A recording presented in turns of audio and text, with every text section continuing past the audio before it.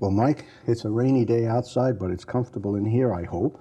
Yes, it is. And we're going to embark upon what I anticipate to be a very interesting journey for the next 60 minutes or so, 50, 60 minutes. I'm going to ask you to begin by introducing yourself by giving us your full name. My name is Michael Garramone, and I worked in Brentwood. I just recently retired last year, and I worked 34 years in Brentwood. And when you mentioned the first and the last name, did you have a middle name or a birth name? Anthony. Michael Anthony Garramone. Michael Anthony, okay. Why don't you run us through where you got your name, Michael Anthony? Who in the family that... Well, my dad is American, and my mom is English, and I was born in England during the war. And when I was born, actually, they hadn't decided on the name, and just after I was born, my father said to my mother, how do you like Leonard? Because his father's name was Leonardo, and Italians named their first son after their father. And she said, Leonard? God, Leonard? No way. And he never told her what it was, and she didn't know that custom. So the way she reacted to it, he didn't even bring it up again. And then they agreed on Michael, which they liked. And I think Anthony was sort of some form of compromise for the Italian part. You know? You mentioned you were born in England during the war. Yes. Obviously, we're talking a Second World War. And, yes. And where in England were your folks living? My father was stationed in Manchester, and my mom was from Manchester. And they met on a double date. And my father's date was my mother's sister.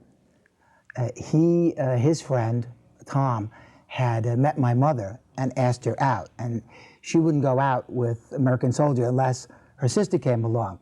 So they set my father up with her sister. But afterwards, my father, really had liked my mom, right. And he came back, and they knew one another then, and he came back and he asked her out, and then they dated, and they eventually got married. So your mom was the British war bride? Yeah, we were on the second ship over, really? Actually, of war brides. Yeah. Uh-huh. Was there a nickname that you were given early on that you carried through school or through your... By my parents or by my kids? By either parents or friends? No, my mom always wanted me to be called Michael. Okay. And my father told her, well, no one will, as by getting back to the name part, no one will call him Michael. Everybody will call him Mike in America. And in England, you call Mick, like Mick Jagger. Okay. And yes. She said, oh, no, they'll call him Michael. But, only your school teachers and your mom call you Michael. Now, so was Mike. You were a virtual infant when you left then? Yeah, I think I was 4 months old when I arrived here. Okay, all right. The reason I say that, because I was going to ask about memories, and obviously at that point you hadn't yet. No. You didn't have any memories yet. Let's talk a little bit about, Mike, about your present family situation. You're married. Yes. And you have 2 children. Yes, I do. Why don't you tell us identify them, tell us a little bit about both of them, and then tell us about your wife a little bit. Okay, well, I've been married for 29 years, and I have 2 daughters. My first daughter is actually my stepdaughter, because my wife had been previously married, but I never even think of it that way. And so I've been married 29 years, but my oldest daughter is 38. She's just 38. And her name is Sherry, and she's a single mom right now. And I have 1 granddaughter, Michaela, and she's just 7, just recently 7. She's in the 1st grade. And my other daughter is Marissa, and she's Marissa Garramone. And Sherry's last name is now McKee. And she works for Sotheby's. She's the assistant to actually 3 of the executives of Sotheby's. There was a cutback at Sotheby's because they had been in some problem with their chief person. So she's the secretary to the CFO and the operational manager, director of management, and special projects. They have parties and get-togethers for the people who buy the art. So the clientele is is very, like, she was speaking on the phone to Rod Stewart the other day, and when he introduced himself, she was wondering if it was the real Rod Stewart, you know, because he just said, "I'm Rod Stewart, and I'm interested in a particular piece of art that was being sold." And Oprah Winfrey, Joan London. Sounds like a very interesting job. Yeah, it is. She had worked in other work. She was an art major. She went to Wake Forest, and she was an art major. And it's very difficult, you know, to break into the art world. So she was working in another job. She worked for Viacom, and she was also the assistant to a vice president at Viacom. But she wasn't really happy there, and this opportunity came up, and it was kind of rigorous interviews because you had to be interviewed by all three people. Fascinating. And she got the job. Well, when people talk about the avenues that various careers or avenues of study in school can take, that's not the kind of thing that you would normally think might even be possible. But lo and behold, that's... Well, you know, it's fortunate that we lived in New York, because if you're going to be involved in an art career, and I hope that Marissa still pursues her own art, and hopefully maybe this will even be an opportunity for her, you know, to have some of her work seen by people. Does Marissa express some of what you would consider family traits or qualities that have appeared prior in the family? Are there other artists? Are there other... Well, I have a cousin, my cousin's child in England is supposed to be very, very excellent in art. Marissa had studied in England, and she visited with them, and she told me, I've actually never seen the work myself, and she's about 20. Other than that, I don't know of anyone. Okay. Surely not me. What are your interests? What do you like to do? Oh, I like science, and I like teaching, truthfully, not because I'm being interviewed. I really like teaching. When I did it, I found that it was something I was good at. I enjoyed working with the kids. Were there ever any other teachers in the family that you know of? No, actually, I'm the first to go to college in my family. Is that right? Yeah. Personality traits, qualities of the children that come to mind immediately when I ask that? Well, I think they're both, it's going to sound self-serving, they're both very intelligent. Sherry works for SAS. I don't know if you're familiar with that company. They make specialized software for big companies. They only sell to large companies. And they have advertisements on television, the power to know. So they solve their problems. As a matter of fact, coincidentally, she once had the Sotheby's account. This is before Marissa worked there. It's just coincidence because it had nothing to do with it. But they may have certain problems with keeping track of data.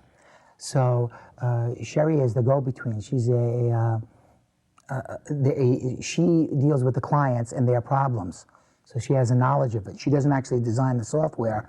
That's designed by software experts, and that's actually done in North Carolina. But the purpose sounds to be information management. Yeah, yes. Mm-hmm. You know, account managing and taking care of their problems. And I take it that they're pursuing areas that they're both interested in. Yeah, yes. In Sherry's case, in a roundabout way, because I think she was originally interested in social work and things of that sort. But she has a pretty good computer background, and she's very efficient. And just, you know, one thing, she used to be in advertising. She used to work for Nielsen, the ones who do the Nielsen ratings. That was one of her jobs previously. Tell us about your wife now. Tell us about her background, okay, her interests. My wife is, his name's Sandy, and originally her maiden name, as I said, she was married before, so when I met her, she was Sandy Gardenier, but her maiden name was Sandy Southard, and she's related to the Southards, who are some of the original settlers of Babylon. So there's a Southard Lake and the Southard Boatyard, which her uncle still runs. He's 90, and you know, he has help obviously, but he still runs it. And we're a big community. Also in Seaford, I think they had something to do, another branch of the family, with starting Seaford, because there are quite a few places in Seaford that are named Southard also.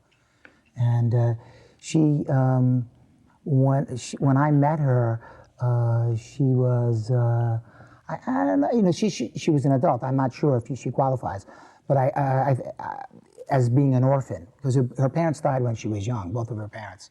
Her mom died when she was 15, and her dad died, I think, when she was 18 or 19. I don't remember, you know.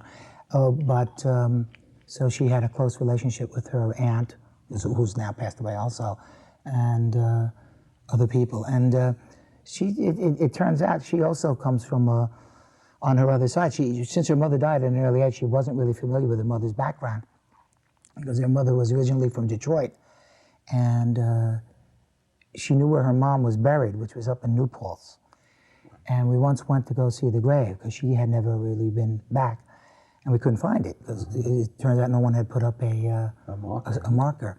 So we were trying to find a grave to put up a marker, and they sent us to the Huguenot Society, which is in town, because the graveyard was a Huguenot graveyard. So the man who ran the graveyard said that he was new, he was a younger man, and he really didn't know where the records were, because it was country type of facility. But he said the Huguenot Society keeps the records of anybody who's buried here, so you can go trace it. So we went to the Huguenot Society, and as soon as we told her mom's name to them, they were all excited. And it turns out that they keep the records of the family, and they're back now to, I think it's 11 generations in this country. So they were telling us things about her family, which on her mother's side, which she never knew. And she was trying to write them down. And they said, well, don't bother writing them down, just buy the book. And it turns out there's a book, which is interesting, because I have a friend who, Henry Muller, and he also taught here, and he was tracing his family tree, and he had gone to Germany, and it took a long time, and in one fell swoop, we had from 1660. And yeah, it turns out that she's related to Franklin Delano Roosevelt. It's interesting. They share the same great-great-great grandfather. His name, Antoine Crespel was his name. And Sandy is a descendant of Antoine Crespel and his first wife, who died. And Roosevelt is a descendant of Antoine Crespel with his second wife. Now, has her family been, I mean, are the ancestors been on Long Island from way back, or is it? No. What had happened was her mother was originally from Detroit, and then they had moved to New Paltz. But New Paltz was started by that family and a group of other families of Huguenots. I see. And that's why she moved back there, which Sandy was unaware of, why the connection with... Well, the Roosevelt connection certainly wouldn't have taken place on Long Island. So no, well, Hyde Park is right across the river from New Paltz. Okay. Really, it's about 15 miles, I would say, you know, as the crow flies. So the Long Island connection is that she married her father, who was from Long Island, Southern. That's how that you came mentioned about. You mentioned your grandchild. You have one granddaughter. Yes. I'm anxious to hear a little bit about her interests and her passions. Or well, she's in first grade. She's I was with her yesterday. As a matter of fact, after this interview, I'm going to be watching her, because Sherry has the doctor's appointment. She's going to watch this sometime, and she's going to want to hear. And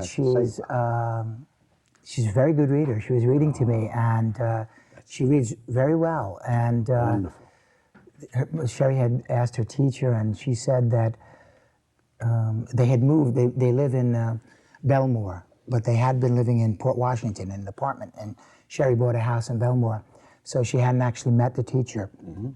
And they moved in December, and she met the teacher, and the teacher had said that Michaela had met all their goals as far as reading, the way they would expect you to be at the end of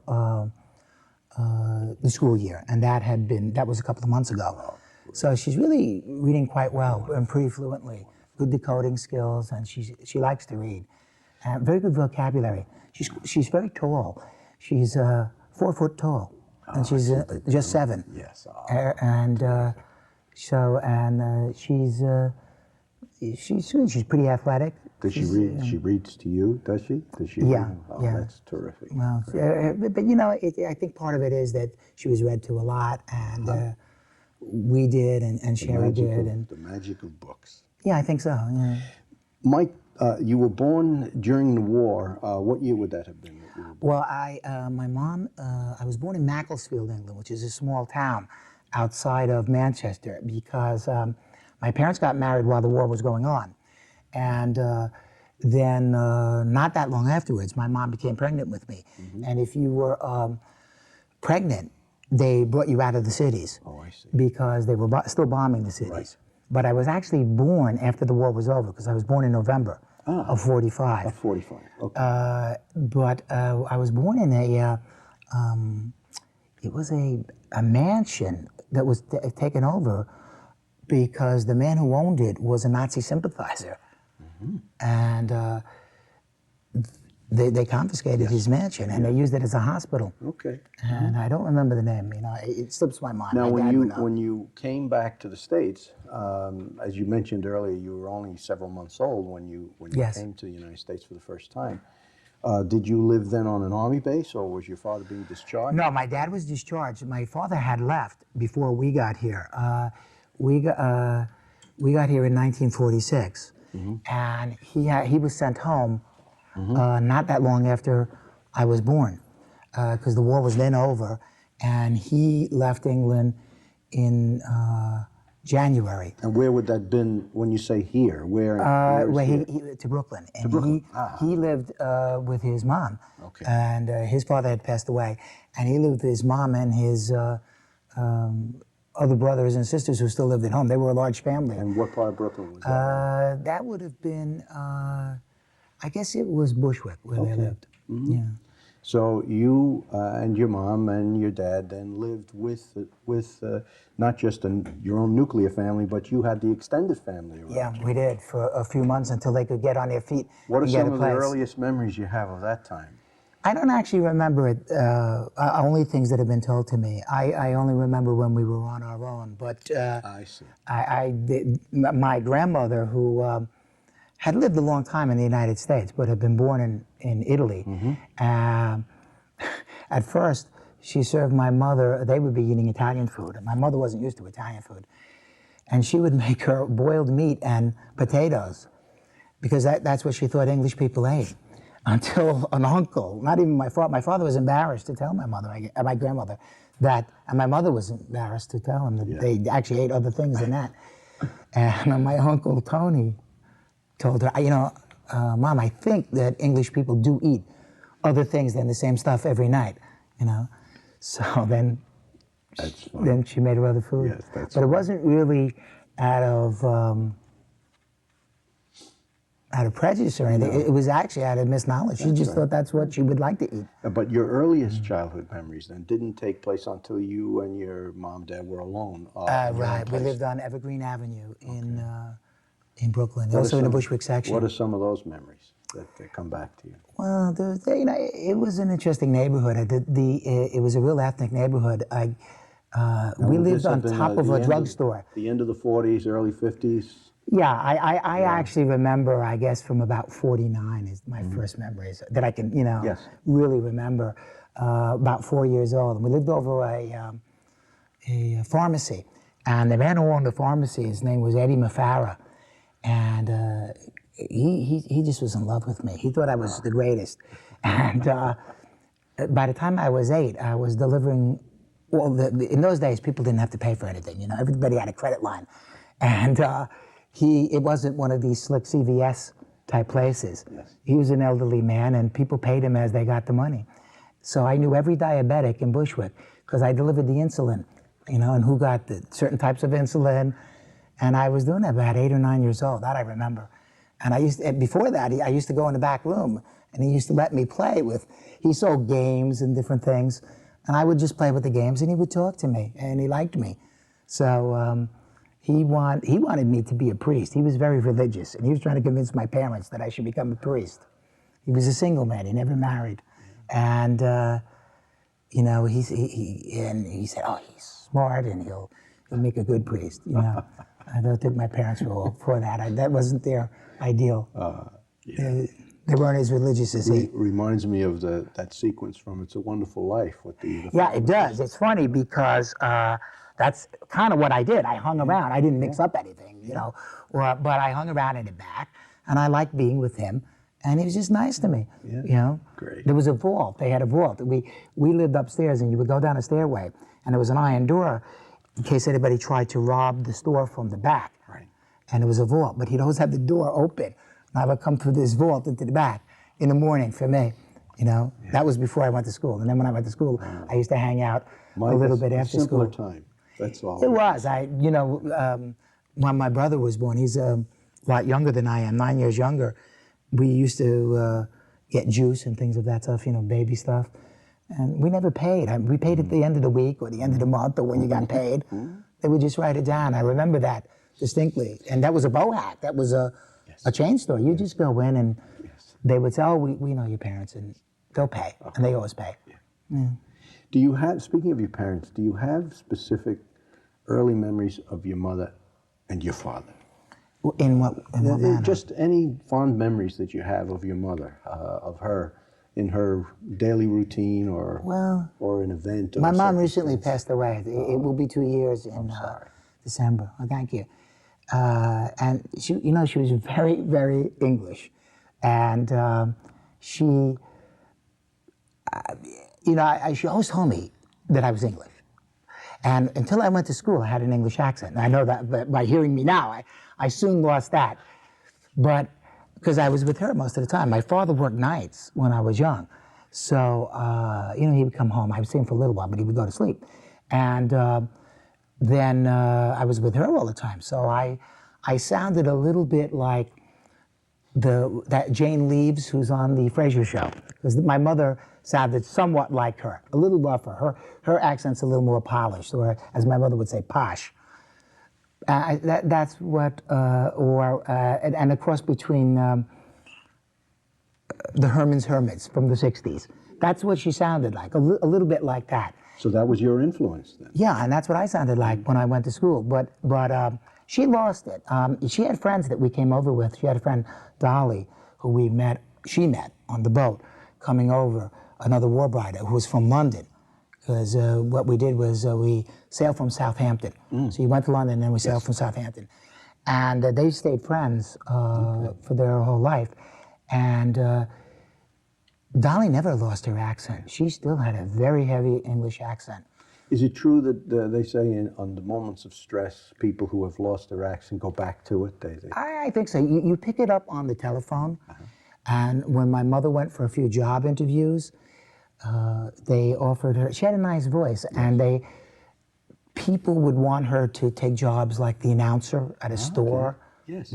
I forget, one of the store chains wanted her to do it. That wasn't her personality. I see. Because her voice had a nice sound to it, and I think Americans think of an English accent as being classy. And people would always think she was Scottish, because in Northern England, the accent is a little bit like a Scottish accent. So if you did pick it up, in her later years, it sounded a little bit Scottish, but not as Scottish accent could be pretty. Had your father had already been Americanized, you'll pardon the expression. Oh, he was born in America. He was born here, and even though his parents were native Italians, he grew up in this country, so he was already... He grew up in Pennsylvania, in Wilkes-Barre, Pennsylvania. My grandfather had been an immigrant around the time of the First World War, and he was a barber. And he and another Italian barber opened up a shop in Atlantic City. And they weren't doing very well, and neither of them spoke English all that well, so they were only getting Italian customers. And the other barber dropped out of it, and my grandfather stuck with it. And then he learned English, and he turned the business around. And I don't know exactly why, but he moved the business he moved to Harrisburg, not to Harrisburg, to Wilkes-Barre, Pennsylvania. And one of the state senators from Pennsylvania lived in Wilkes-Barre, because Harrisburg's not that far away. And he had my grandfather do his hair, and then he raved about him, and he became the barber for the state senators. He would go to Harrisburg and do all of their hair in their chambers. So he must have been a very good barber. He was dead long before I was ever born. And he had 7 kids during the Depression, and he had a car and a chauffeur. So, and he was an immigrant, so he must have done well. You bet. You know, yes. And to be able to do that. Yes. Were you an only child? I didn't ask that. Well, I was for about 9 years, but then I had a brother. And my brother is Gary, and he's in management at Con Ed. What did he teach you? What did my brother teach me?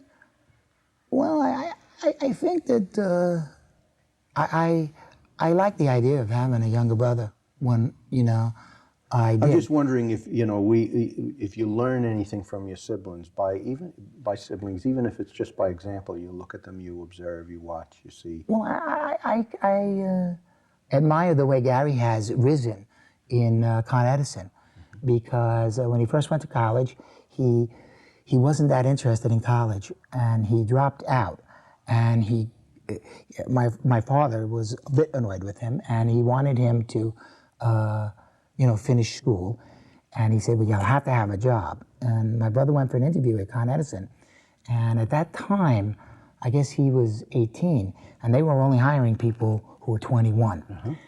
But during the interview, they gave him a test, and he did really well in math. He's very good in math. And they said, have you ever been interested in being a surveyor? And he wanted a job. He never thought about surveying. And he said, oh, I've always been interested in surveying. Right. And he was interested in having a job. Yes. So he became a surveyor's assistant. And then, because usually they didn't hire anybody at that age, he was the youngest full surveyor that Con Edison ever had. First he was just holding a stick, and things of that sort. But then he learned surveying, and then he kind of realized that the way to get ahead in Con Edison is to get schooling. So he went back to college at nights, and it took him 8 years to get a 4-year degree. And he really did well, particularly in all of the math-related courses.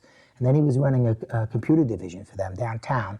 Actually, he used to work down near where the 9/11 accident happened, and tragedy. Yeah, in that area, in a Con Edison building that ran all of their computers. Yes. And they would route all the different people to different jobs. That was one of the facilities that was destroyed. Yeah, yes. But now he is based in the Bronx, but he's had different jobs. He's gone up. And he is in charge of all of their outside contractors. So he makes sure that all contracting that is done in New York City matches the EPA thing. And he has a bunch of other people who work under him, but he's in charge. Yeah, and it took him a long while to get up to that job. So I think I've learned about perseverance, and I admire that in him. Yes. He will admit he did it the hard way. He tells his own son that that's not the way he would like to see him do it. Yes. But your education is the key to success. Mike, you mentioned another adult influence that was important in your life was the gentleman the pharmacist who you worked for. Were there any other adults other than your parents that were really, really important in your early growing up years? I think that either family members or outside a few teachers. When I went to school, my first grade teacher was Mrs. Mannion, and I thought she was ancient, but she was pretty old, because I'm sure she was near retirement, and she taught for a long time. And I had her in first and second grade. She was just a wonderful teacher. I couldn't wait to go to school. I loved school. What a great lesson that was. Yeah, I loved it. And she told my mom that, she thought that she thought I was really good, and I was a good student. I wasn't always such a good student my whole life, but she was. But she was very motivating, and she was great. And I remember also my 7th grade English teacher. I had gone to a school, and they had some sort of special program, and I was chosen for this program. And we got all crack teachers. We got very good teachers. But my 7th grade English teacher was Mrs. Woods. And she was just a great teacher. Yeah. She was just good. And we did great things. And I was a reporter for the school newspaper, which was 7th, 8th, and 9th grade. And I was the sports reporter for them. And I went around and they were in New York City. they were involved in some pretty competitive leagues, even in junior high. Yes. That was a junior high. And the ninth grade team, I remember, was in first place for the city championship, or at least the Brooklyn championship, and then they would go on to the city championship. And you know, I was running around as the little seventh grade reporter, and I was kind of short. And of course, the guys who were on the team were the athletes, and they were really tall. I remember always being intimidated by ninth graders, and they were more like men to me. And I was this little guy, and I was short. I grew 7 inches in 1 year to be short. I was sort of the shortest guy in seventh grade, but I was running around, and she just did some. We read great stuff, and we read challenging things. You remember her to this day, so she did a lot of things right, it would seem to me. Yeah, I think in our case too, it was, for me, I don't know for other people, because it was a special program, we had these special teachers, and all of the kids who were in the program were pretty smart. And I was, myself, I was kind of the person that people always thought was smart but didn't work up to potential. You know, my mother once showed me my old report cards, and it pretty much said the same thing in the comments. You know, he should do better, a slider of sorts. But with her, and a couple of the other teachers that I had also, and other kids, there was a lot of competition. And it just brought out, I think that was my best year, I think, in school, in seventh grade. It was just a great thing. Were either of these people instrumental in your eventually becoming an educator? Or let me ask the same question a different way. At what point did you know that you wanted to teach? And who was most responsible? Well, I guess they were, in a way, subconsciously. But when I was in college, you know, it was during the Vietnam War, and I was an anthropology major, and I really wanted to be an archaeologist, and that's the way I was heading. And then I was in my junior year, and I had, you know, covered my bases. I kept myself open, and just in case I didn't want to stay in anthropology only. And I had taken some other courses in other areas, psychology and child psychology, and a couple other things. And there were quite a few things at Newport, is where I went, that you had to take. So, you know, there was a core, and you would have been set anyway. I went on an archaeological dig in upstate New York. It was an Indian thing. And I suddenly realized it wasn't always that glamorous. I guess I saw myself discovering King Tut's tomb all over again, and it would be glamorous. Yes. And I realized, my God, this is hard work. You know, you'd find a little piece of stone, and I was interested, but I was unsure. And there just didn't seem to be that many openings and jobs. Yeah. So a friend said to me, you know, you really should think about teaching. And they're hiring a lot of people.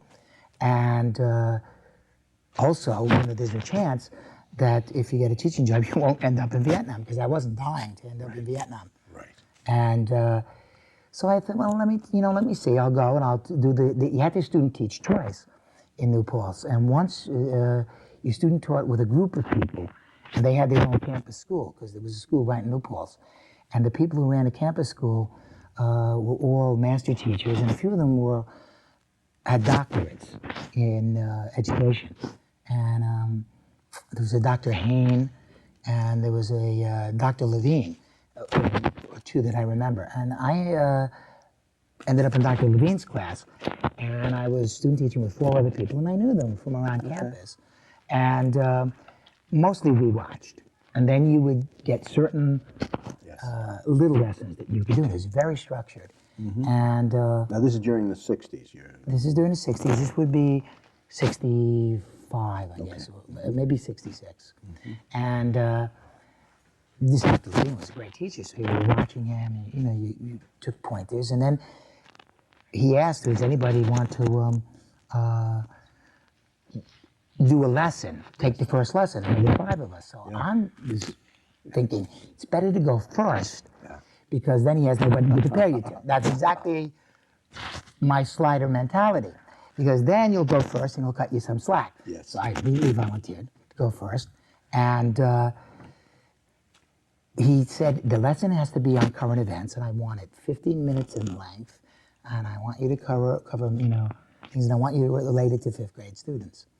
So I studied the paper and I listened to the news that night. And I had things that I wanted to do.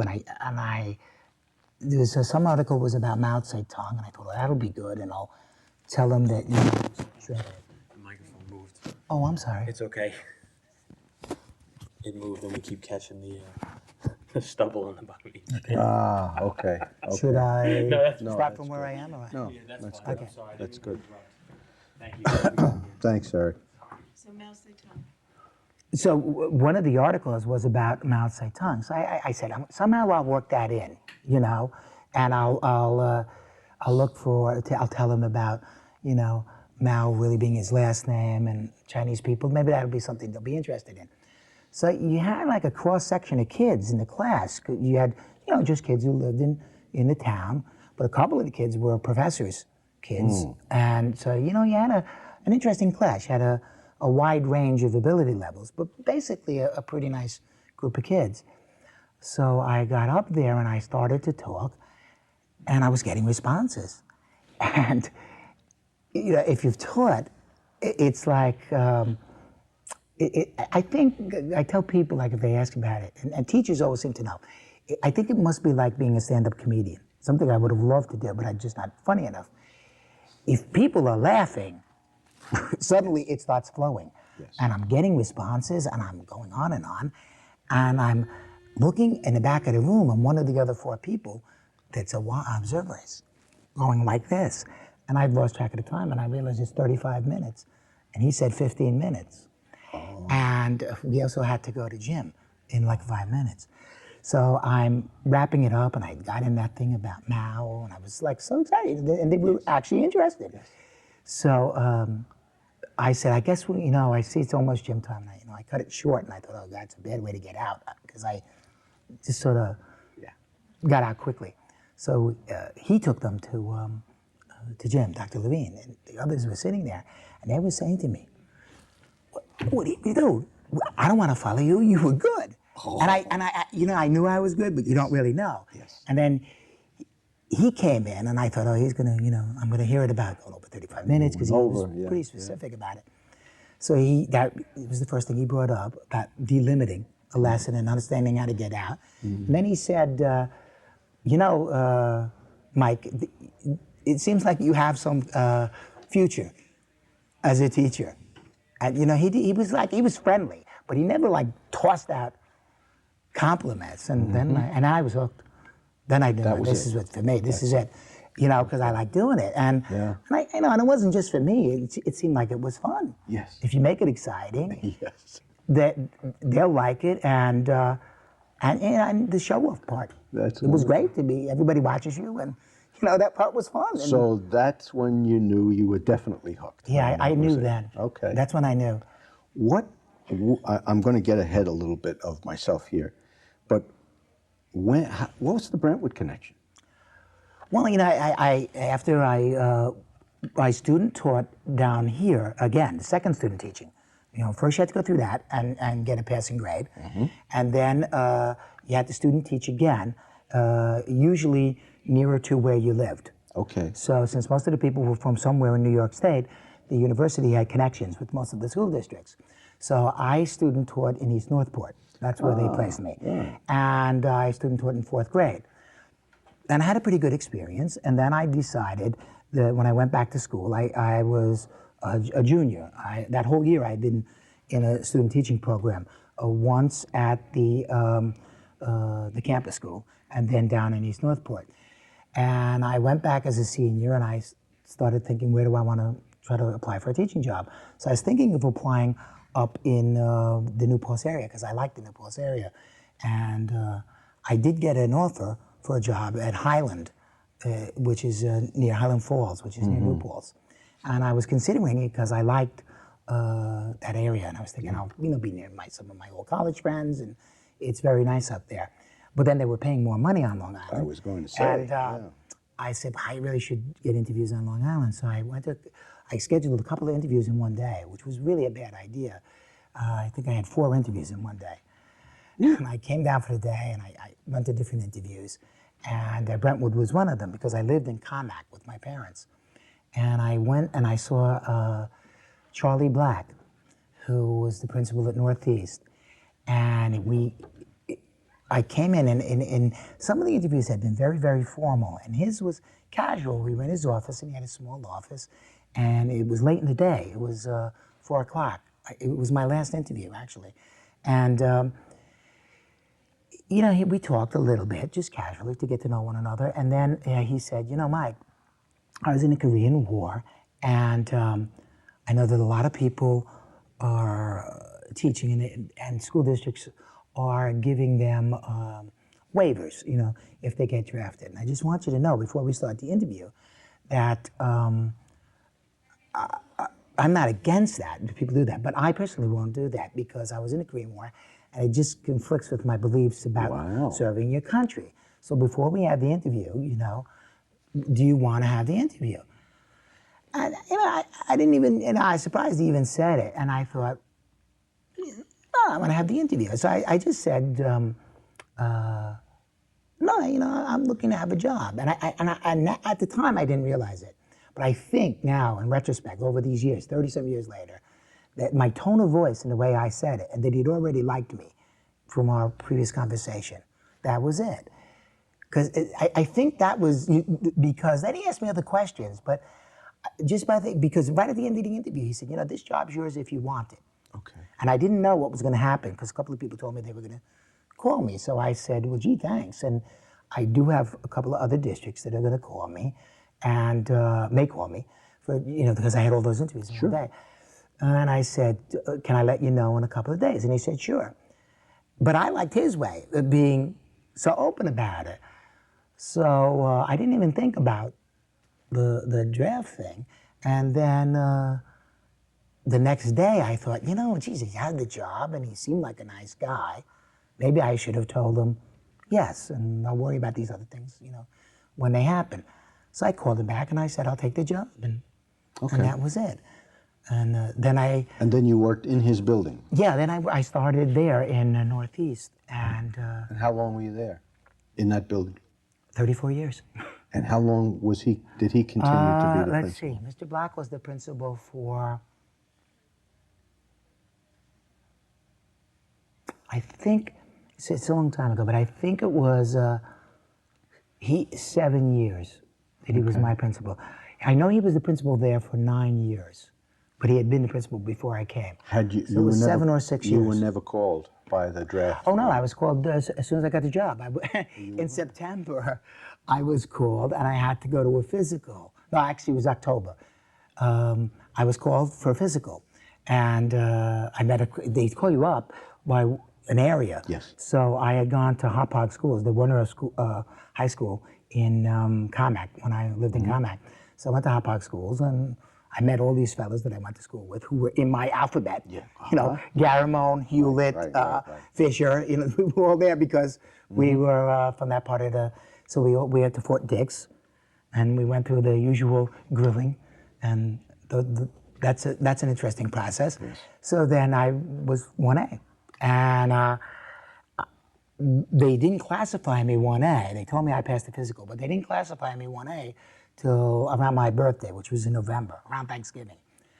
So then I thought, oh, gee, what am I going to do? I really didn't know what I wanted to do because I didn't really believe in the war, but I didn't know if I would be the type of person who would run away and, go to Canada or anything like that. And I didn't want to lose my job, no matter what I chose. So I told Charlie Black, and I never asked him because he'd already made it clear, for that. And I told him, and I said, what should I do? Should I tell somebody, that I'm 1A? So he told me to go and see Mr. Finan, who was here at the time, and tell him. So I went there, to tell him that I'd suddenly been 1A, and I didn't ask him for any deferral or anything, but on telling him, he said, well, Charlie Black tells me that you're really a promising teacher, and we don't want to lose you. And he started to write a letter asking me to be deferred. So, I wasn't going to stop him, and he sent it, and I still didn't know, what was going on. And then around Christmas time, this was about Thanksgiving, around Christmas time, I got a letter from the draft board saying, disregard your 1A, you have been reclassified. Okay. And I just never asked again, and that was it. Yes. Yeah. I wonder, You must have worked with some people, a few at least, who went into teaching at that time simply because it was a way to get a Yeah, I think so, diploma. because when I started teaching, we had a lot of men teachers, and some stayed, and a lot left right after the war was over. Some left because, I don't know if they only left because the war was over. They just didn't think they liked teaching Right, all that much. right, right. And other things were opening up after the war, and some left because they did, you know. Well- But I never considered leaving because I really liked it. What were some of your first impressions of the district once you started, as soon as you started here and got immersed in the first year? Well, it was interesting because we had there were a lot of innovative ideas that were here, and I think that you know, right now it slips in my mind, but he was involved before I got here, and then he left, and he was really looking to make Brentwood a showcase for teaching. Was Right this now, I Joe can't think of- Dion? Was this or Fournier? Well, Fournier was here, yes, and they some wonderful Vince things. Fresno was up at the. Yes, and Fresno, and they were really doing some interesting things that, Hope, that's what I was thinking of. And they had some great stuff in math and that, and they had some very innovative programs, I think, at the time, you know. I don't know that I knew that they were that as innovative as they were immediately, but I liked them. But Brentwood did have the reputation around. Being Yeah, they very did. They had innovative. some nice things going on, and I met some great teachers. There were great teachers that I worked with, and I was fortunate. There were a lot of experienced teachers who I admired when I, you know, went to teach, and I liked the kids. We had an interesting mix of kids. We had a lot of kids. I had kids who came to school in suits. Yeah. I had a boy, Eddie Wallstein. His parents were Czechoslovakian immigrants. And he came every day in a suit. But by lunch, he was a wreck.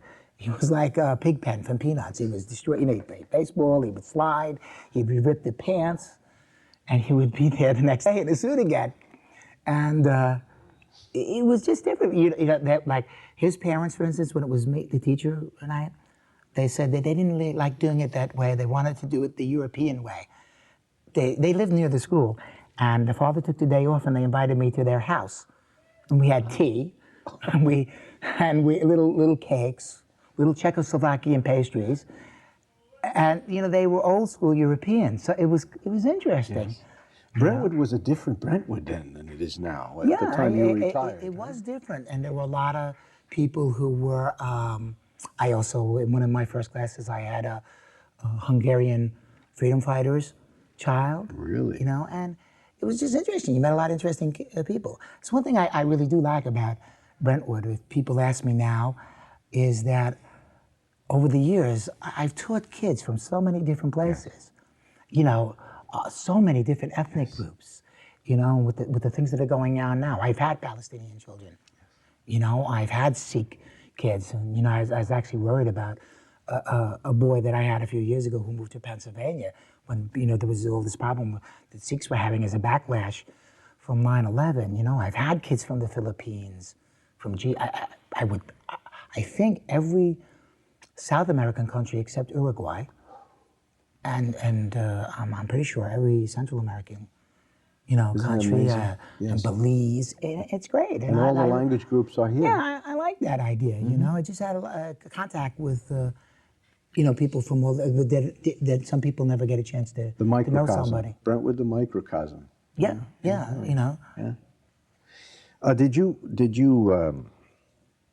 you ever think of what your purpose was, Mike, beyond the job description itself, which is clear enough for a classroom teacher, but you had your own reason that brought you every day to do what you did, and I wondered if you ever gave it conscious thought about what it is that you were about. In the beginning, I liked doing it. I enjoyed it. I enjoyed it, and I the first number of years, you know, I think with any new teacher, you're trying to learn the curriculum, and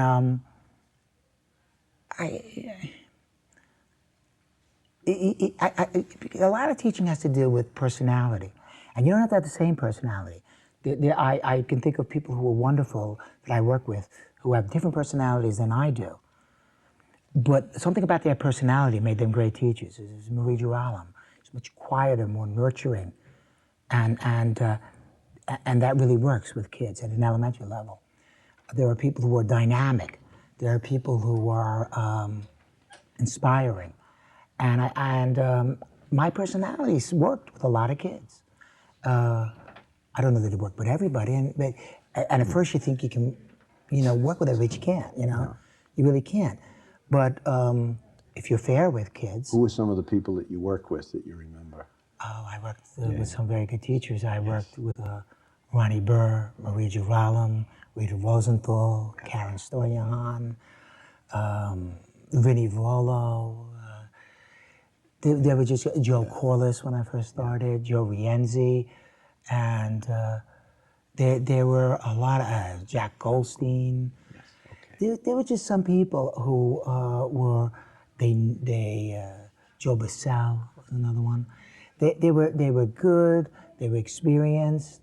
They were always nice to me. We had a good rapport. We would get together on Fridays at Rita Rosenthal's house when I was young. And I was young. I was 21. I wasn't even 21 when I started teaching because I'm born in November. I was 20 when I actually stepped into class. But by Thanksgiving, I was 21. And You were young. yeah, the kids were 11 and I was 20. So I was really like an older brother.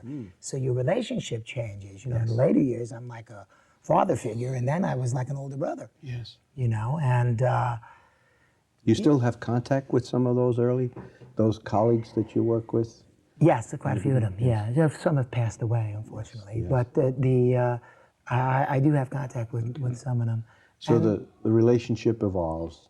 I think it's, I mean, I'm on television now, and it sounds self-serving, but it is really a family. I went away with two guys that I worked with just recently, and we went away on a trip down to Virginia, West Virginia. We did some biking down there, and it's like a family. It's not your family, but in a way, it's like a family.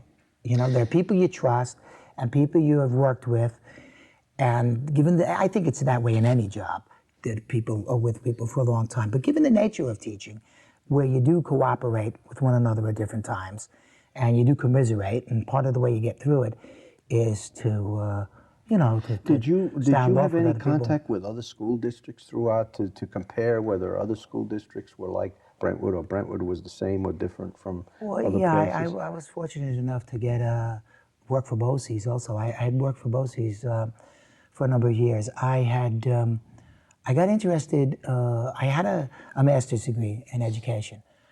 And then right about the time that I got married, it was 73, I had got interested in outdoor education and environmental education. I had gone to a workshop that was held up in, let me think, where was it? It was up near exit 15, Suffern. It was in Suffern. And it was about outdoor education.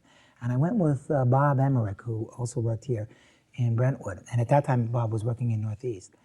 And we really got turned on by some of the ideas because I always had liked hands-on educating. And I had told you that I student taught twice. And a part of that first student teaching was working, they chose some people who volunteered to work at camp, because New Paltz runs a camp at Ashokan Reservoir.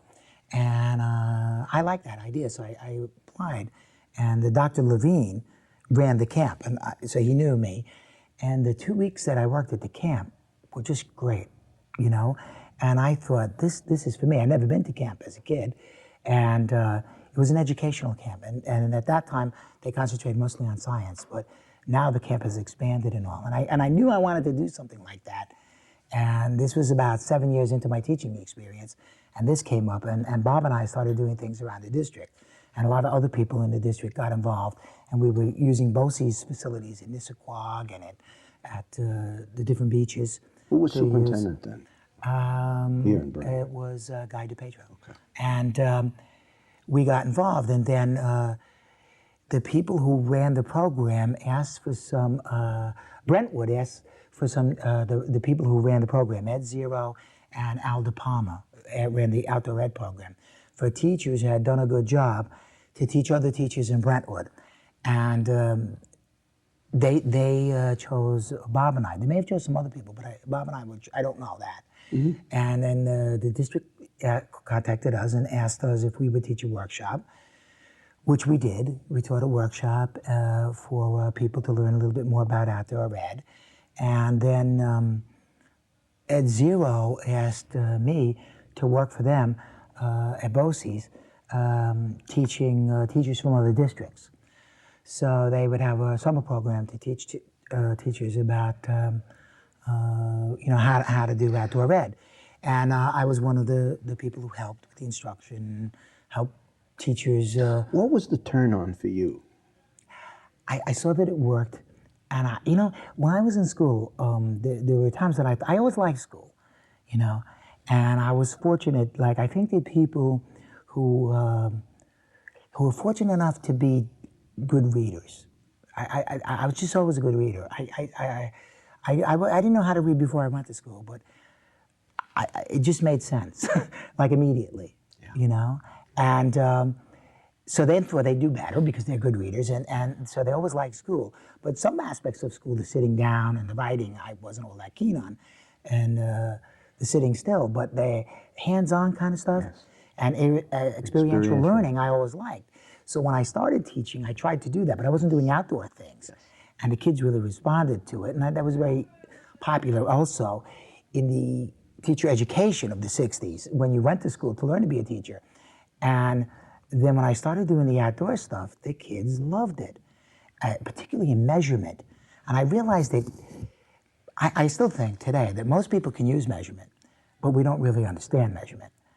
And for instance, if you or I can use a ruler, but we probably can't go into a room and look at it and decide how much carpeting it needs. But the carpet guy can. Now, he may not be more intelligent than us, but he has a real understanding of those numbers. And, we can attain it with more practice. A carpenter will be able to tell you board feet. It's also about perception. It's exactly. Yes. And I did some things. I had a little project that I would do in the mornings with the kids while I was taking attendance and doing lunch count and all that. They would have items, and they would be different sizes. I didn't think this up. A professor taught me this when I got my second degree in outdoor education, and you'd weigh different items. And first the kids would look at the item and they would guess what it weighed, and then they would weigh it. Now at first you'd have a small item like a pen, and kids would say a pound, people would say an ounce. They would have no idea. Some person would say a foot, really. And then they would weigh it, and they would see whether they were right or wrong, and they would write how much they were off by. But then what happens is you use that as a guideline. Like if you went bowling, like most bowling balls, adult bowling balls weigh 16 pounds. So when you pick up another ball, you know by the 16-pound ball, like if one says 16 pounds, some don't have the number, the other one's lighter because you have something to compare it to. And that started working. Kids were getting very, very good at guessing the weights of things because they had a form of reference. They could look at it and say, well, we weighed that stapler the other day, and it weighed so much, so this is heavier. But this is instruction in reality, though. Right. And that worked for me. And then I saw that there was a great potential with the outdoor stuff, and people were doing similar things. Okay. Isn't there a different relationship that evolves between student and teacher with nature as a backdrop, though, too? Isn't there some more personal connections? I think so. I think because you're away from the room and the structure is different. A lot of people think that you have to have no structure, but actually, in a way, you have more structure. It's just you have to adapt the structure to the situation. There have to be certain rules. If you raise your hand, people have to be quiet and come back. And was this some of only these at other techniques. Was this at the middle school level and elementary school level? Well, here I did it at the elementary school level. Well, for BOCES, I was doing it with adults. And then I decided to apply for a sabbatical. And I got a when summer there still sabbatical. were sabbaticals. Yes, it was a summer sabbatical. And Bob and I both applied for summer sabbaticals. And we were applying for the same thing. And we knew only one guy would get it. But we made an agreement with ourselves. We won't be upset, whoever gets it. And, and we can't separate the work. Yes. And so, we're both going to go for it. And the days of the interview of the sabbaticals was the day that my daughter, my younger daughter Marissa, was supposed to be born. She was supposed to be born on March 17th. That was my wife's due date. Actually, she was born March 26th. So in the interview, I'm more worried about that. And Bob goes first in the interview. It just happened. They did it by lot. And when I got in there, I realized Bob had explained everything really well. So I went through my interview, and they seemed pleased with the idea, and I knew Bob would get it because I hadn't really actually said much. And he did, and I was happy. But the people on the committee had said they were interested in the ideas, and they said to me, if you go on your own money, there might be a possibility in the future, which I took to be a nod. They go, spend your own money, reapply, and maybe you'll get there's no guarantee. So I went on my own money. And then then Bob had to come back. He had some family problems, and he had to give up the sabbatical, And, it was just some stuff that happened in his family, and he had to give it up. And then they gave the sabbatical to me. So I ended up with the sabbatical. So I went 3 years out to Illinois, Northern Illinois, to get this sabbatical. And we had chosen Northern Illinois because we read a book, Bob and I, by a professor out there, and a couple of books. And they had been involved in Clear Lake, which was the first outdoor education facility in the nation, and Kellogg Foundation, Kellogg up in Battle Creek. They ran it. And some of these people who are now teaching at Northern Illinois have been involved in it. BOCES still has a very large outdoor education program. They're involved with the Jason Project, and they have many other things now. So when I came back with the degree, I went to a conference. We used to go to conferences, and they had a conference in upstate New York, in Saratoga, and I met some people that I knew from BOCES, and they said, give us a call. And then I started working with them, and I developed a course with Ed Zero, who was the leader of the BOCES project, and we wrote a course called Long Island, Past, Present, and Future. And it was a summer course for gifted kids. And it was both natural sciences and Long Island history. And we did both, and we studied glaciation. We also did camping trips, overnights, canoe trips. We canoed the 3 major rivers in Suffolk, and we would camp out. And the kids were all about 12, 13, and 14 were their ages. What happened to the program, Mike? Eventually it got cut with cutbacks, but I did it for them for about 5 years. I really liked doing it. I met a lot of kids from different districts. A couple were from Brentwood, but they were from all over. Yes. And Lindenhurst, Cold Spring Harbor, were some kids. They actually came. They were in Nassau, but they had a deal. If they didn't have that program, they could go to a Suffolk one. It was a lot of fun. It was a lot of work because you would get tired. Did you have a favorite season to do that in? Well, I always did it in summer. It was a summer program. Oh, I see. And it was called the Summer Institute. Yes. And the kids would sign up for it. Did others, like I noticed Scope does some kind of instruction that's for, I don't know whether it's outdoor education. I worked for them too. I worked with the Hop Park School District one time. If it spun off that, or your work, that was And what also I did interpretive canoe trip. With, it was South Huntington. I wasn't the only one, but what they did is they had quite a few people. They had almost their entire district go. So I had one school. Wow. I had about 12 teachers and their principal, and we did it, and we canoed the Nissequock River, and we discussed the history and flora and fauna. After the program was cut, what did you do with all of your passion and all your energy then? Did you get involved in another program, or did you continue to do? Well, I did things here. One of the things I did is that I attempted to get an outdoor center right at Northeast. And at the time, Skip Romboli was the principal.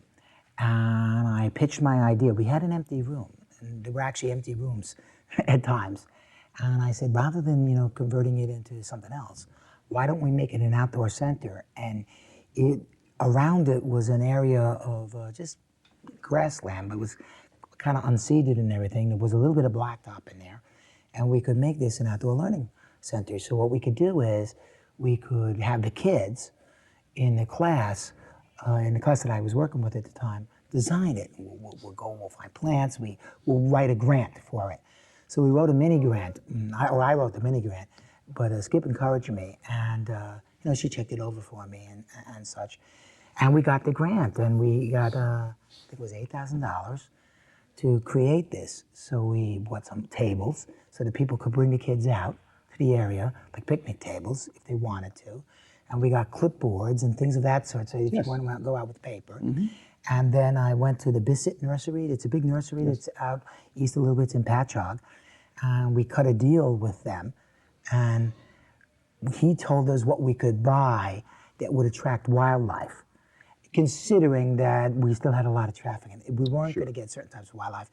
And we bought a fence. So we had to, the kids during recess would come into the area, and if a group wanted to be out there, you had to prevent them.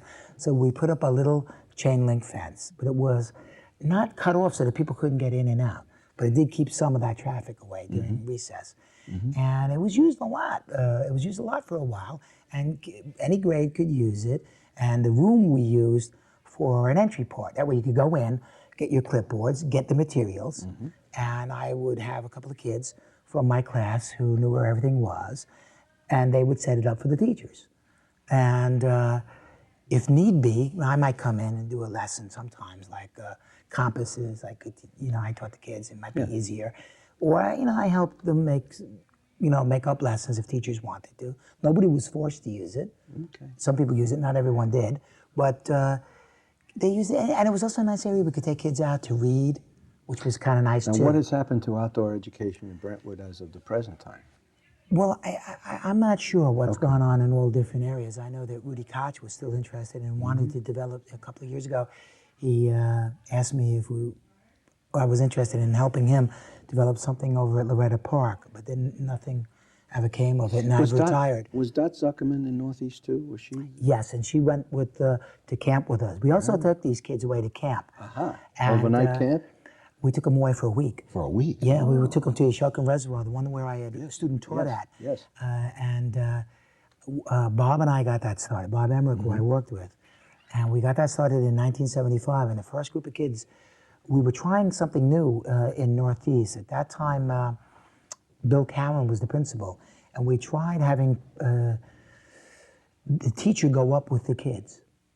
So if you were the 5th grade teacher, you went up with your same class, unless somebody moved, or parents requested out for whatever their reasons were, or parents requested in, So the relationships were of long duration. Exactly, and that way we would save time at the beginning assessing the children, because you knew their reading levels and all. It did work on that level. And that went on for a number of years, and then he left, and it just kind of phased its way out. But so Bob and I decided that we got a chance opening to go to Ashokan.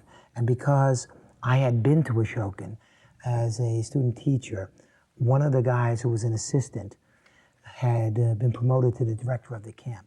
And he knew me because we would meet at these conferences. And he knew Bob through me. Yes. And then we met at a conference, and he told us that they were getting an opening. And it's very hard to get an opening at that camp at the time. They were very exclusive. Most of the areas that went were quite wealthy. From Nassau, a couple of wealthy places, upstate New York, Pound Ridge, and because it cost money. And how did you manage that? How did you manage the funding of it? Because we were young and we were insane. I had just gotten married. It almost cost me my marriage, but I have a very supportive wife. We made the decision, Bob and I, that not everybody could afford it, but we were taking every kid from these 2 classes that we were going to have for 2 years. And we introduced it to the parents, and we went, they were hesitant because nobody had ever gone before. We took pictures of everything. Each toilet, we had it so documented that, they knew everything about the program. And Bob's a good presenter, and he's a great photographer. So we had slide presentations. And Was there fundraising involved? then we fundraised. We fundraised in every way that you can imagine. But we wanted to make it the kids didn't go door to door. So we had paper drives. We had areas that we reseeded and the people paid us.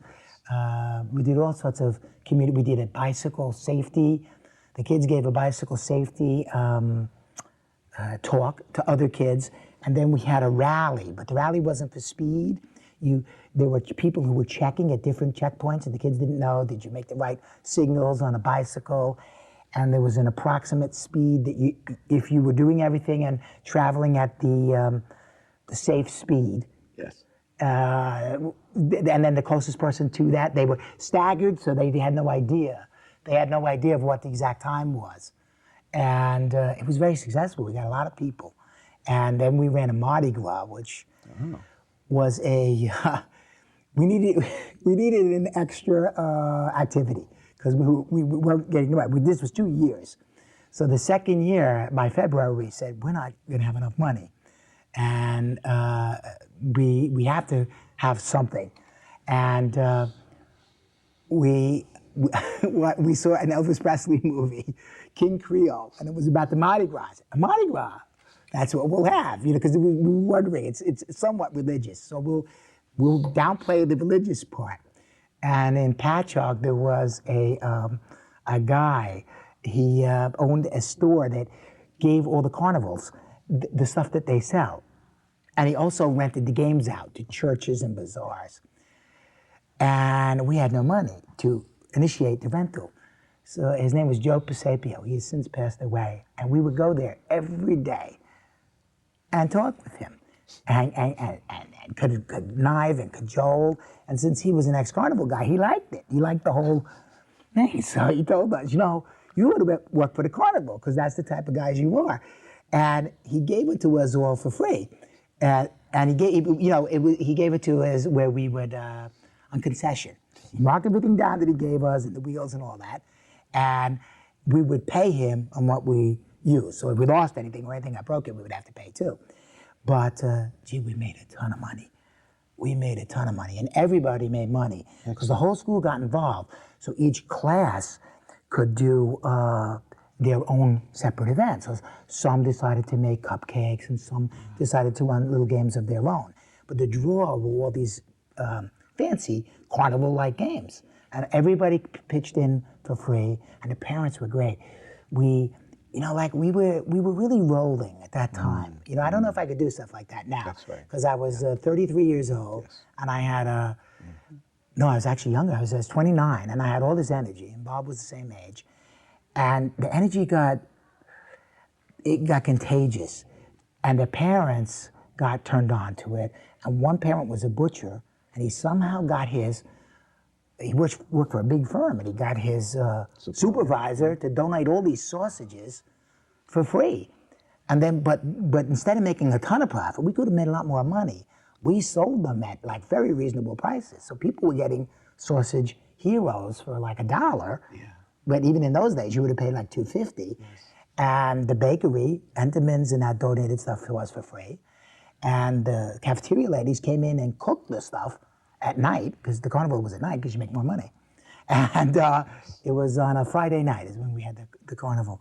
And instead of Tuesday night is when they had Mardi Gras, but ours was on a Friday night. So everybody worked for free, so the profits were incredible. And we made the money in 2 years. And we went, and we only got the spot because Hop Hog was having some sort of problem with their contract. And the teachers there had said that they weren't going to go. And we slipped in to fill the space.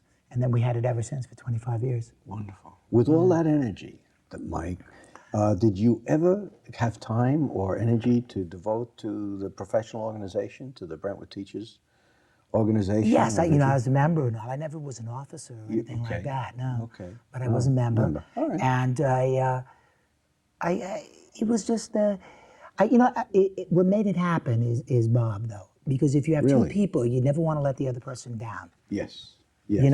Yes. And we believed in it. Yeah. And so if you felt tired, we were like, oh, this is getting too much. Yes. You know, we ran movies on the weekends. It was like a babysitting service. The parents would send the kids so they go shopping, and we would, you know, rent these movies very cheap, and we charge the kids like 50 cents, and we'd have it in the. So I was there on Saturdays.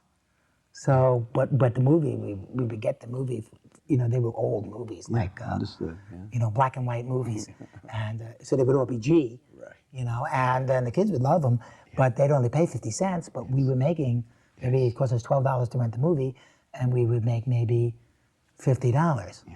So it all kind of mounted up, you know. Yeah. And that was it. All it was time, time, Right. time. And being a little crazy at the time. Being a little crazy.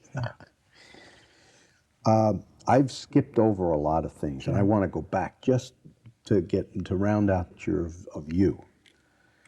Do you have a favorite time of day? Are you a morning person or a night person? I'm more of a night person. I'm not a morning person. Okay. Are there certain aromas that trigger memories for you at any time during the year when you get a nostril full of a certain aroma that transports you back to a time and place, either of childhood or a think, good time of life? Well, sauce. I mean, you know, big Italian. You know, my father's an excellent cook, and so if I smell a good sauce, his in particular, it just brings back memories of all the stuff that he used to prepare. You know, Right. I think he missed his calling. I really think he should have been a restaurant owner, you know, or a chef or something of that sort, because he's very good in the kitchen and he's very inventive. Not just Italian food. You know, he enjoys it. He enjoys that whole. Who taught you to be responsible? I mean, you've assumed an awesome amount of responsibility in your professional life. And I wonder where you got, did you have chores? Did you have jobs that you were, you know, as a kid growing up that you had to do? Well, yeah, I think like anybody else. I think that probably comes from my mom. I think it comes from my dad too. But, you know, it's like, it's very English. You know, and not so much stiff upper lip, because that's upper class English people. And I think if, you know, middle class and working class English people are much more outgoing than the image that you see on television, or in some movies. But responsibility is very much, you know, and you know, your responsibility to society, you know, integrity. Those are things, and not just English people, many people are that. There's old-fashioned values, but I think that they were important to her, you know, and consequently important, and to my dad too, and consequently important to me. All right. When at a certain point, after 34 years, I don't know what happens first, whether you get tired or you decide that you're going to get tired, but obviously a decision was made about it's time. Yeah. How come you made the decision when you did? Well, you know, it had been a long time, and I had accomplished most of the things I wanted to do. When you say most of the things, what didn't you do that you would like to have been able to do? Well, I would have liked to have more of an ongoing outdoor ed program than we have here in Brentwood. But there again, as you said, you did what you could do. Yeah, I would have liked to maybe get involved at a younger age in BOCES or something. Maybe I should have done that, working for them, not just in the summers. Maybe I might have enjoyed that, you know, as a site director. And I think the possibility was there, and maybe I missed the boat, you know. But on the other hand, those things are not as secure. And, you know, I had a family and I had 2 kids going to college, and, you know, and I was taking care of my parents because at that time they were living with me. I'm not hearing you say, if I had it all to do over again, I would do it differently. I'm not hearing that. You can't do that in life. You can't second guess yourself. You do things. There are many things, you know, in life, not necessarily in teaching, and in teaching too, that I regret, you know, that I may have done wrong. But you can't second guess yourself. They happened. Right. And, you know, I once read something, it was a Kierkegaard said, you can only understand life backwards.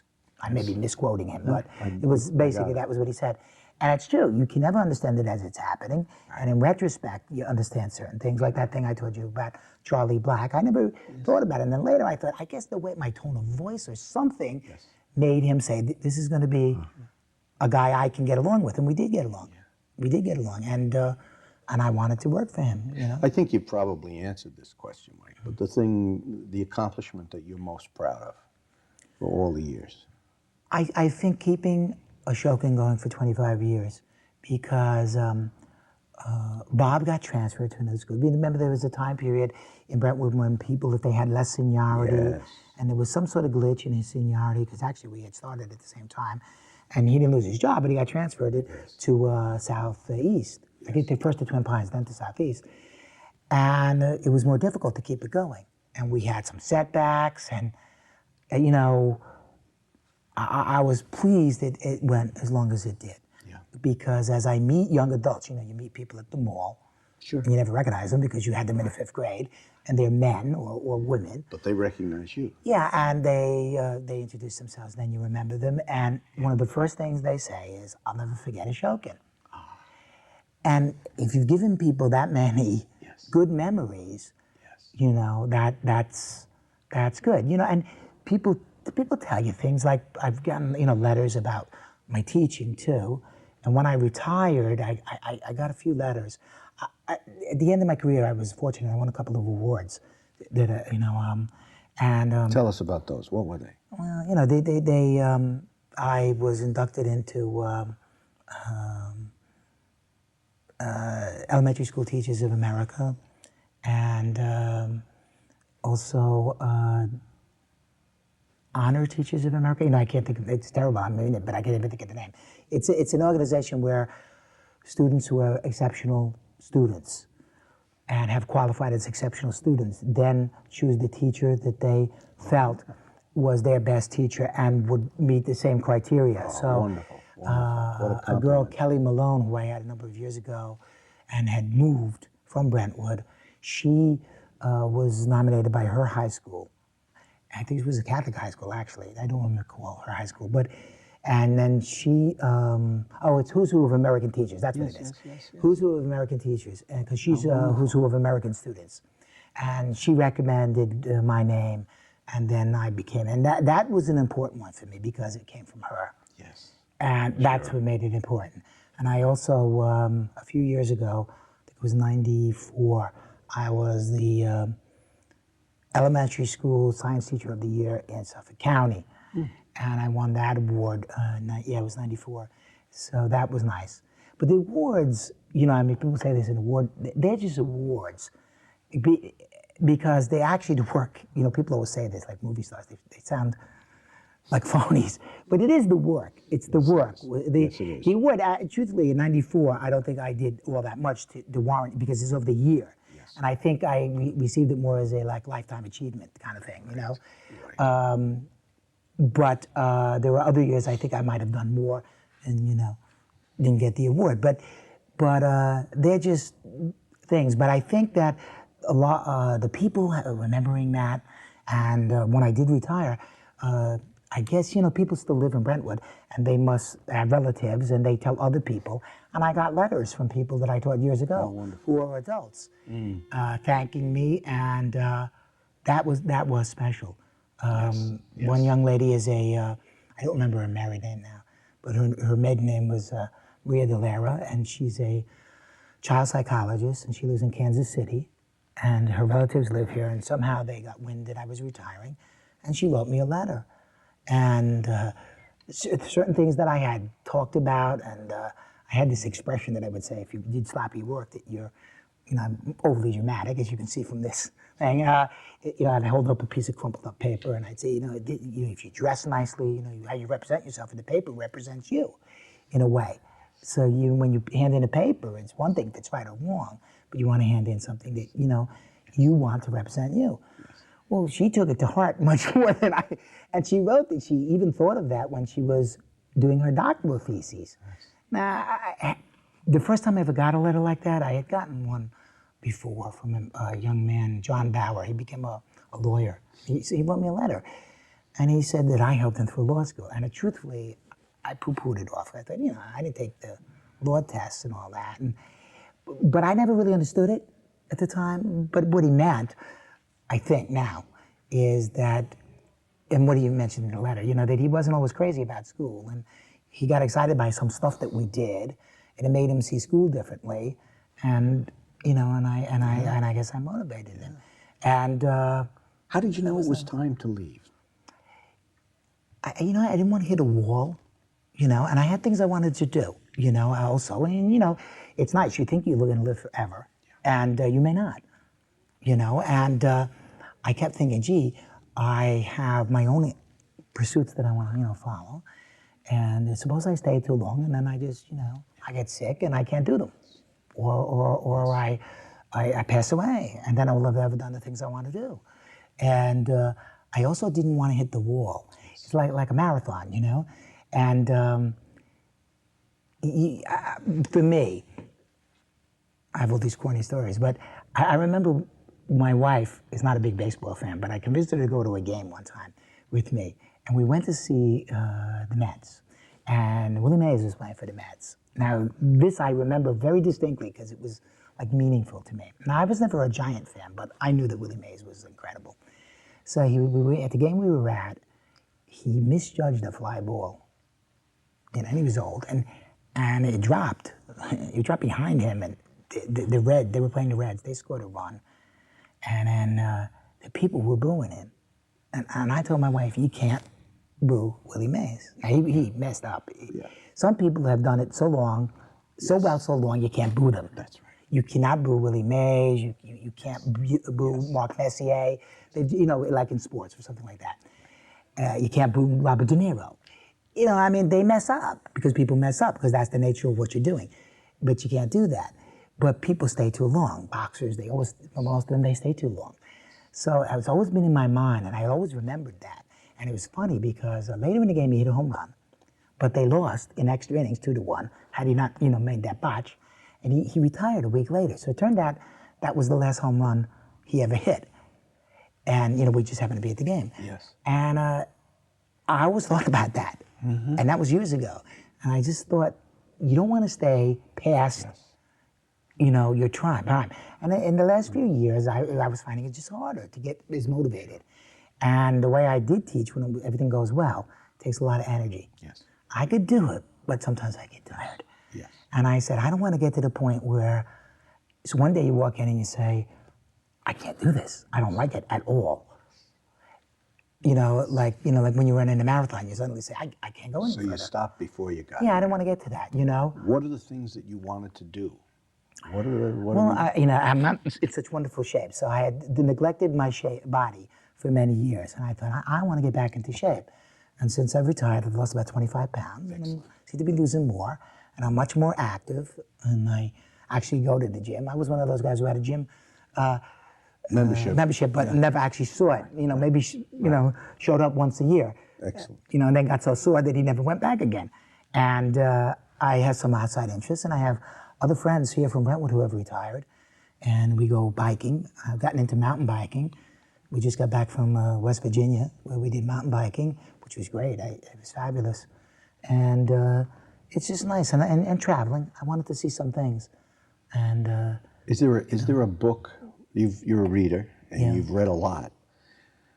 What's one of the better books from your reading experience? One of the most profound books that you've read, or just you could probably mention 30 of your favorites. But do you have a favorite? I like John Updike a lot, and I think my favorite is let me think. I like the Rabbit series, all of the Rabbit series. So it's hard to pick just one, but let me just think here. Maybe it's a hard question. I can help perhaps by dividing it into times of your life. Yeah. Because there is the early part of your life that may be certain books or a book that comes to mind, and there's a recent book or there's a favorite book in the last year or two. Or there might even be a book that has helped you through part of you mentioned that there were a couple of books that you read before you got involved in outdoor education that took you to out to Chicago. So, you know, there are different books for different seasons. Right. Well, as far as that, Teaching in the Outdoors was a book that I read. It was written by a variety of authors who worked at Northern Illinois. And it talked about their experiences at Clear Lake. So as far as a teaching career, that definitely was a book that led me there and influenced me. And for me, it was great because then after having read the book, I get to meet these people, you know, and I'm friends with some of them, you know. Bud Morris is one of them, and they're really good people. And they're all from different parts of the country too, so that's kind of nice, you know. What's the advice that a teacher who has spent 34 years in the classroom could impart that would have some meaning for a teacher who is in their first year experience now in Brentwood? Somebody who has just started teaching. I think that you want to go with your instincts. I think the great majority of people who want to be teachers do want to make a difference. And then they come in and they're fresh and they got wonderful ideas, and they always think that the people who have taught longer, you know, are so much better. But in a way, they have enthusiasm. That enthusiasm that you have when you start is great. And then learn the curriculum. Don't be worried that you don't understand every aspect of the curriculum. Very few people do. And figure out what works for you. Watch different people's techniques. Try it. You know, I did things that other people did, and those were great, but then you may not be able to pull them off. You know, and you know, like getting back to that comedy kind of thing, certain comedians can do certain things, but another very funny comedian can't do that type of humor. It won't work for you. So you find out what works for you, have your little bag of tricks, the shtick. Don't be afraid to go back to it. Don't be afraid to go back to something that didn't work. But you know why it didn't work and try it again. Because sometimes you do it and you messed up. You know, not that it was a total failure, but you didn't work the way you wanted it to. So rework it. Try it again with a different group of kids. Not try it again with the same group, but try it again and see if you can get it better. You know. Good advice. You know, I think that's Good important. advice. Yeah. What did we forget? What haven't we talked about that you wanted to make sure got in today? I don't know. You know, You didn't describe Ashokan. We mentioned it 9,000 times. I think I didn't describe my wife well enough, so I thought, oh my God, I better, in case she sees this.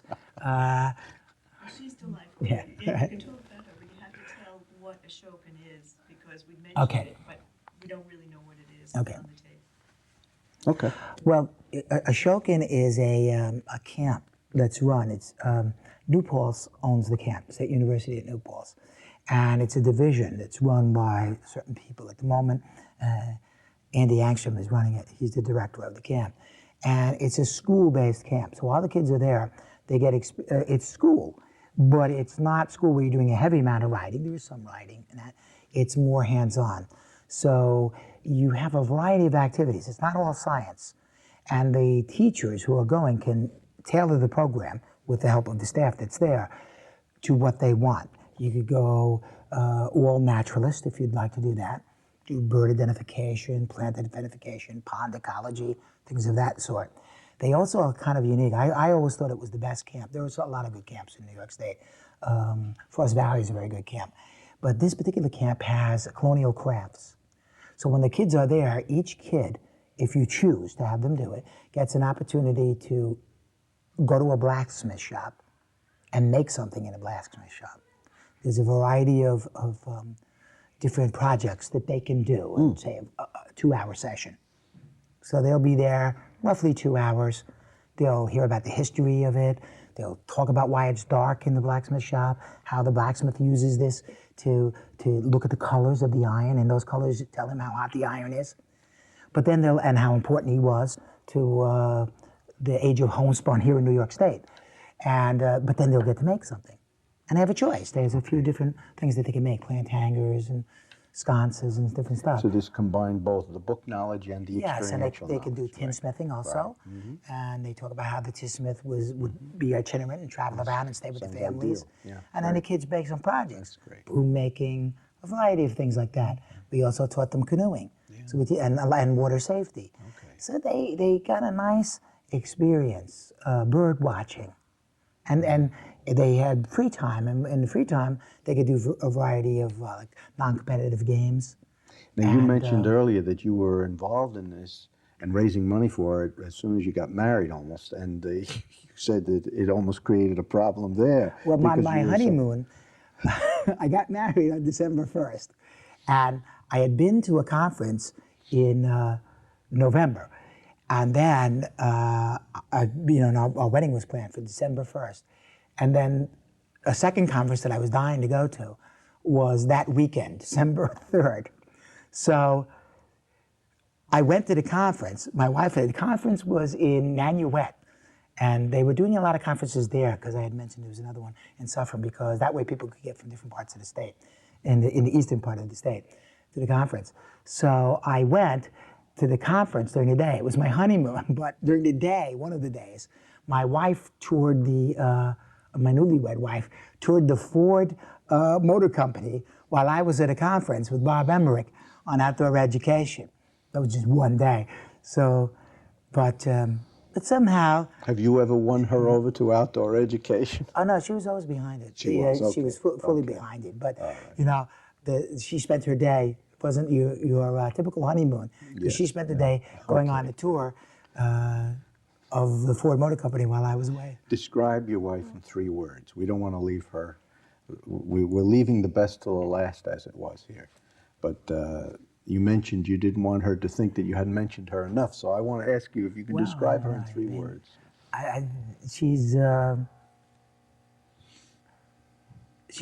For me, she's perfect. I mean, she's a perfect wife for me.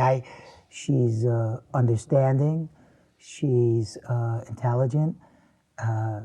She's beautiful. You know, she's just the type of woman I think I always wanted to meet. And when I did, I knew that was for me. You know, she was for me, and I've never regretted it. What has she done? What work does she work, or is she a mom and a homemaker, or does she work also? When I first married her, she was a manager at Macy's, and as I had mentioned earlier, we immediately had a family because she had a daughter, Sherry. So Yes. there were the 3 of us, and she got at the time she got offered to be the shoe buyer. There was a person who bought the shoes for Macy's, and in the structure of Macy's, at least the structure they had at the time, shoe buyer was quite a good job. He spent a lot of time in Europe, though. You had to go to, because all the shoes were bought in Italy, and the shoe buyer wanted her to be his assistant. He was an elderly man, and he wanted her to take it over. So it was a wonderful career opportunity, but we didn't really believe that it was a good idea to have be newly, married and have a stepdaughter who then stays with her stepfather most of the time when you might be away a month in Italy getting shoes. And we also wanted to have, another child. So she gave it up. Okay. And she still worked for Macy's for a short while. And then when we had Marissa, we wanted, her to stay home and help raising Marissa. So she didn't work for a while until Marissa got a little bit older.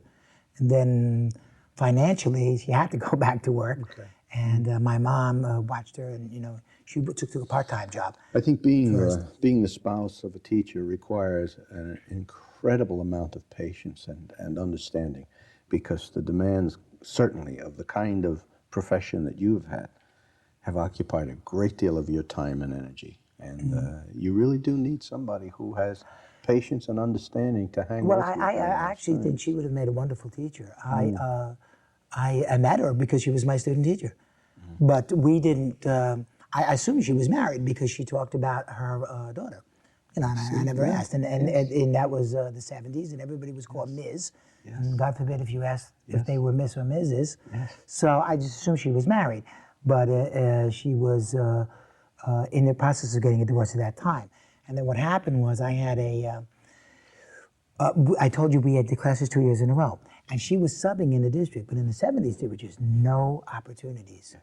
And so she was subbing, and she was subbing here and in other districts. and working at Macy's at night because she was now a single mom.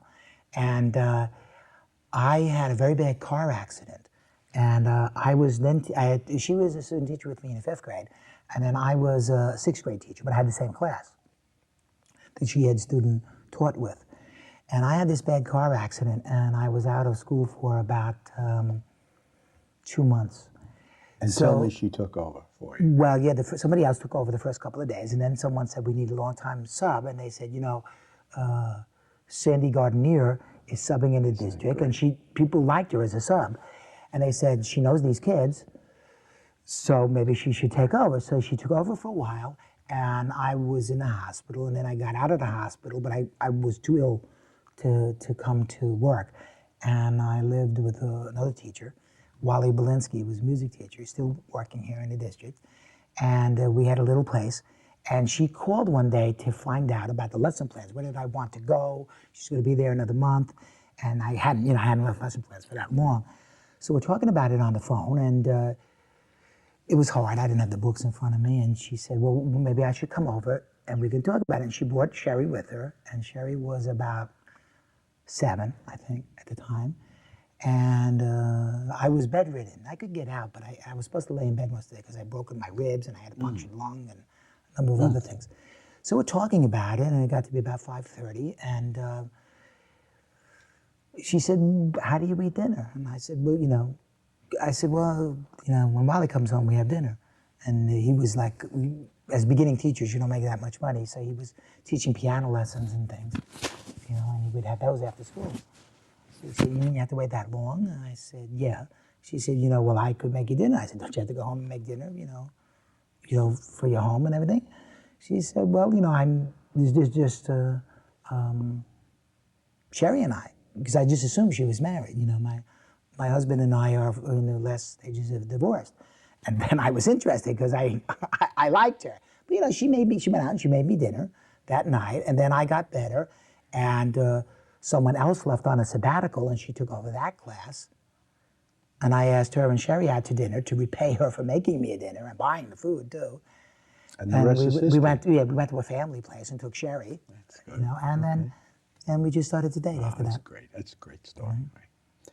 I guess there's nothing left to say except thank you for giving us the time and for telling your story. It's been a wonderful story. Thank you. I hope it was interesting. I'm glad it's now part of our archive. Mike, thank you so much. Thank you. Thank you for giving me the opportunity.